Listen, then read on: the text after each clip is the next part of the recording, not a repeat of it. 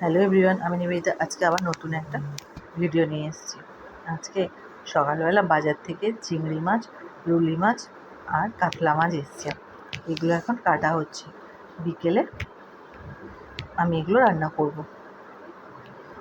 Office থেকে ফিরে সামনে দেখি আমার বাগানের ঠিক সামনে এই দুটো পাখি কি সুন্দর ঘুরছে। দেখি কত সুন্দর লাগছে দেখতে পাখিগুলো। আমি কিন্তু এর নাম জানি না, এটাকে কী বলে। তবে আমার সামনে যাদের বাড়ি আছে, যারা এটাকে রেখেছে, তারা এদের একটা কি নাম বললো। আপনারা যদি কেউ জেনে থাকেন কমেন্ট বক্সে প্লিজ জানাবেন।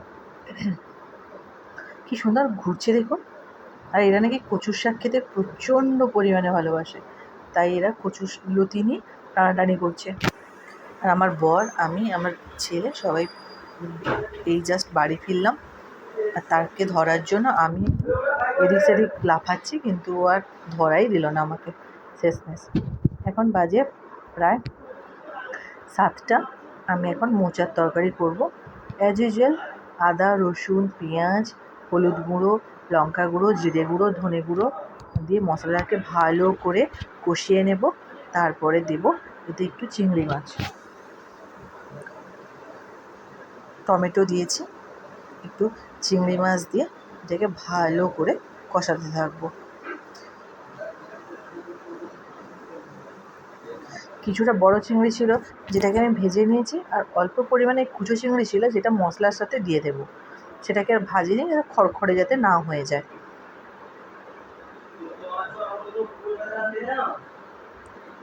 এই যে ছোটো ছোটো চিংড়ি ছিল সেটা মশলাতে দিয়ে দিয়েছি। এবার এটাকে ভালো করে আরও কিছুক্ষণ নাড়াচাড়া করব।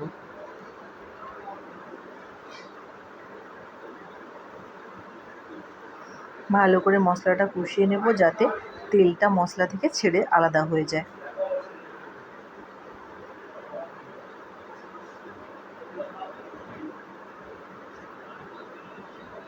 খুব সুন্দর করে গন্ধ একটা বেরিয়েছে। এবার দিয়ে দেবো মোচাটাকে সেদ্ধ করে হালকা একটু চিপে নিয়েছিলাম, আর আলুটাও তার সাথে সেদ্ধ করা আছে, আর ভাজা চিংড়িটাও সঙ্গে দিয়ে দিয়েছি। এবার এটাকে ভালো করে মাখিয়ে নেব।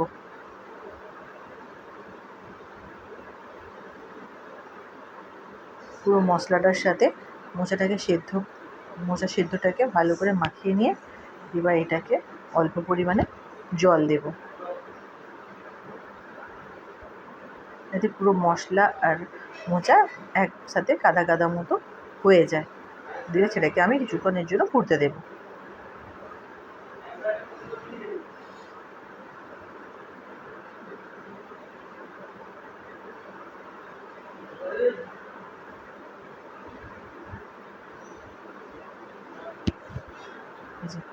জল দিয়ে এবার এটাকে ভালো করে ফুটিয়ে নিচ্ছি।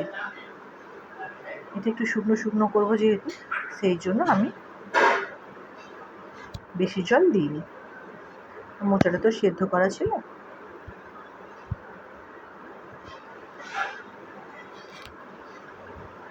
আলুগুলোকে একটু ফাটিয়ে দিলাম।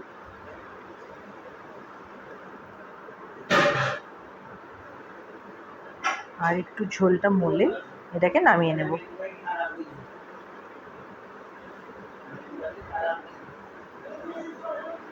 এবার বসাবো আলু ভেন্ডির তরকারি। কড়াই তেল দিয়ে দিয়েছি, ভেন্ডিগুলোকে লম্বা লম্বা করে কেটে নিয়ে ওটাকে ভাজতে দিয়ে দিলাম। ভেন্ডিগুলোকে ভালো করে একটু ভেজে নেব।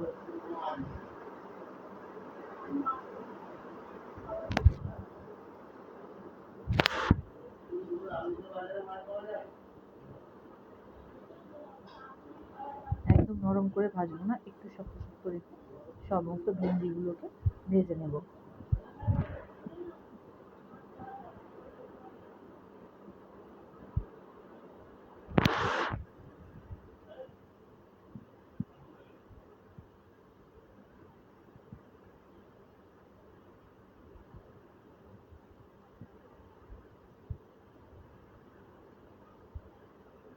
আমি কিন্তু ভেন্ডিটা ভাজার সময় লবণ দিইনি, কারণ লবণ দিলে ভেন্ডিটা নরম হয়ে যাবে। এমনি তেলেই ভেজে নিচ্ছি।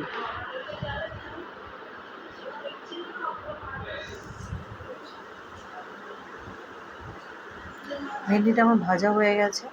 এবার ভেজে নেব আলু। লম্বা লম্বা করে আলুগুলো কেটে নিয়েছি, আর এইগুলোকে ভালো করে ভেজে নেব।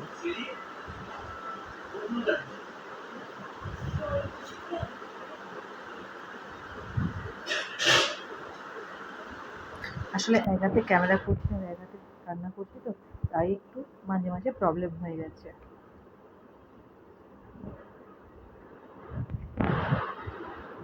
আলুটাকেও লাল করে ভালো করে ভেজে নেব। ভেন্ডি ভাজা হয়ে গেছে। জিরে পেঁয়াজ বেটে নিয়েছি। এখানে পেঁয়াজ কুচি, লঙ্কা কুচি করা আছে। এবার আলুগুলো প্রায় লাল হয়ে গেছে। এবার এগুলোকে আস্তে আস্তে করে নামিয়ে নেব, আর একটু ভেজে নামিয়ে নেব।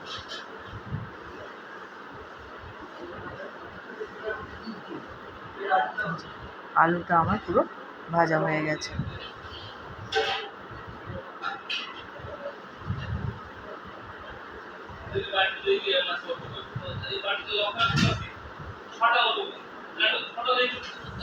আলুগুলো খুব ভালো করে ভাজা কমপ্লিট আমার।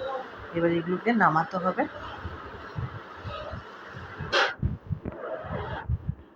এবার কড়াইতে তেল দিয়ে দিয়েছি, দিয়ে দিলাম অল্প একটু 5 ফোড়ন, 2টো শুকনো লঙ্কা। এটাকে হালকা করে একটু ভেজে নেব।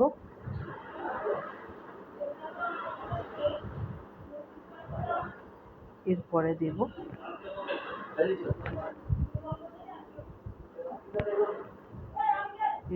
দেব কাঁচা পেঁয়াজ আর লঙ্কা।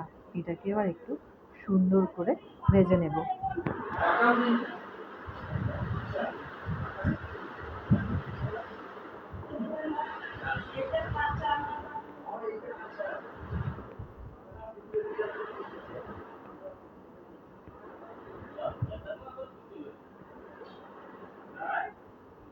খুব সুন্দর করে ভেজে নিতে হবে।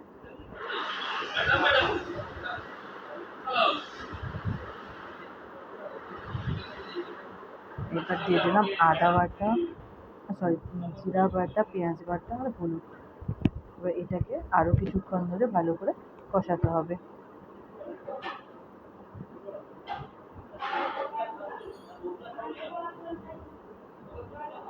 আরও কিছুক্ষণ কষিয়ে নিলাম।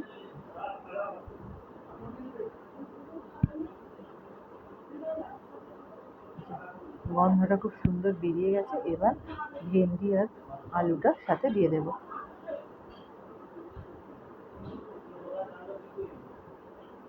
এটাকে ভালো করে মিশিয়ে নেব।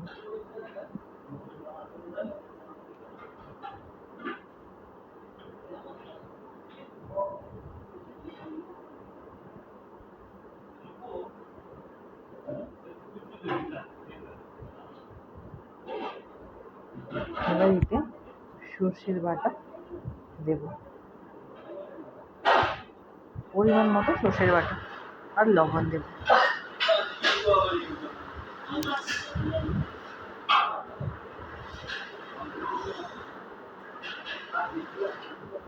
আর দেব জল।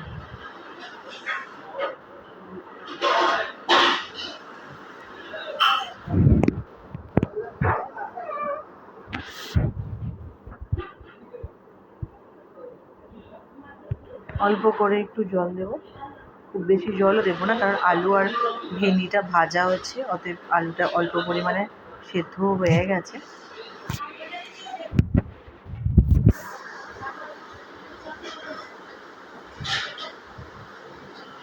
এবার এটাকে ভালো করে ফুটতে দেব। লবণটা দিয়ে দিয়েছি, আপনাদেরকে দেখানো হলো না, ভুল করে দিয়ে ফেলেছি। এবার এটাকে কিছুক্ষণ ধরে ভালো করে ফুটতে দেব।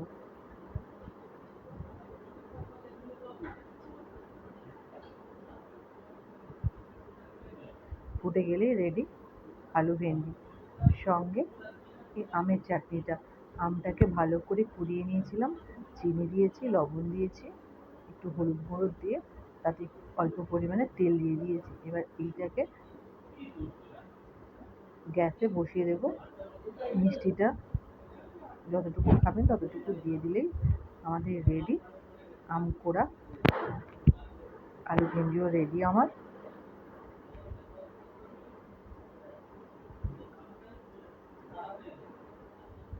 ওপর থেকে অল্প পরিমাণ সরষের তেল দিয়ে এটাকে নামিয়ে নেব।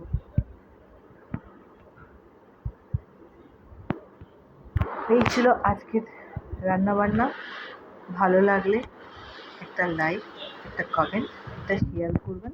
ভালো থাকবেন, সুস্থ থাকবেন, সুন্দরভাবে থাকবেন, সবাইকে ভালো রাখবেন। দেখা হবে আবার একটা নতুন ব্লগে। Thank you.